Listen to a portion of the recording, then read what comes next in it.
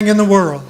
And then I had a little lunch box that had what's called a pie tray in the top. And when I would get to school sometimes, and I'd take that lid off that lunch box and look down, and in that pie tray would be a piece of pie that my mother had made. Man, that made my day. Surprised me with a piece of pie at school, because she knew that I needed something to eat, and she took care of me. Never sent me to school without something to eat. And then when we get home of an evening, we didn't have McDonald's, we didn't have Hardee's, and we didn't have all that. Matter of fact, we'd come in from school, we were hungry after eating that lunch. And we'd come in, we had an old stove, it was a wood stove. Had a reservoir on one end to pour water in to heat up. It had what's called a warming closet up the top of it, and that would keep things warm. And the first thing we'd do when we got in the house, we would run in the kitchen and we'd pull that lid down on there to see what was in there. We'd find cornbread muffins that were left over from their dinner. But we'd take a piece of onion and put on that bread and we'd eat it. And my goodness, it tasted better than what we had at Wendy's yesterday. Now, believe me, it did. But just the thought, my mother knew we would be hungry when we got home. And so she put that in there for us and kept it. Somebody that thinks about you when you're not around, that's a good relationship. God thinks about you sometimes when you're not around. Sometimes when you drift from Him. Sometimes when you go too far.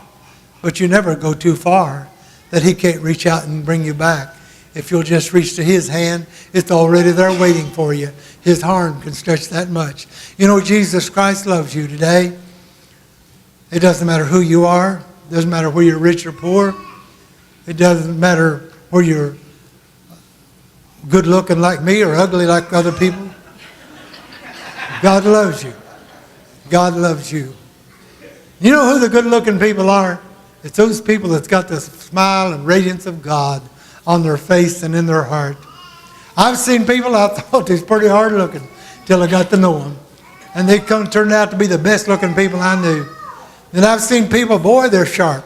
And their personality was so bad. They look like a pit bull. And, a relationship is a beautiful and glorious thing. And as we get a song, I thank God for the relationship that I've had with you all these years. Some of you just recently, we've developed a relationship. And I don't want to ever lose that. Even when I'm gone, I don't want to lose that relationship with you. When I'm not around you, I pray for you. When we're not around you and you're in trouble, most of my conversations, Midge and I, during the day is about you, praying for you, hoping you'll get well. I know some of you had a rough winter this winter.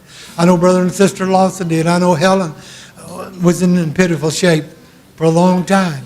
There wasn't a day we didn't think about you, that we prayed for you. We couldn't bring you out of the trouble you were in, but we knew one who could. And I thank God you're sitting here today. And we're glad we had a relationship with you. And there's been times, like I said, when we were broken, when we didn't know how it would ever be put back together. And we'd run across somebody at Walmart. They'd give us a hug and say, we're praying for you. That's better than if they'd hand me $1,000. That relationship. Oh, thank God this morning for that relationship. And I still have in memories of relationship of Evelyn Hughes, his mom and dad, of Lacey George, and all the others. I can't remember, can't come with all their names. I don't have time. But I remember the relationship that we had together. But most of all, the relationship that we all have with Jesus Christ. If you don't have that relationship this morning, I'm talking about a personal relationship, not about putting your name on the church book and not knowing anything about God, but I'm talking about somebody you can talk to when I'm not around. You can talk to when you're at home all alone. Somebody you're riding down the road, you're going to have a problem when you get to work. You left it yesterday, and you don't know what it's going to be like when you get there and don't know what you're going to do. And you talk to God about it before you get there. And when you walk in, it's all taken care of. That's the kind of relationship I'm talking about. When you get bad news, and you don't know how you're going to stand it, and you cast all your care on Him because He cared for you. That's the kind of relationship I'm not talking about. Not a relationship where there's a God out there somewhere and you believe He's there, but you never talk to Him. You never feel His presence. Folks, listen, if you know Jesus Christ, you can feel His presence.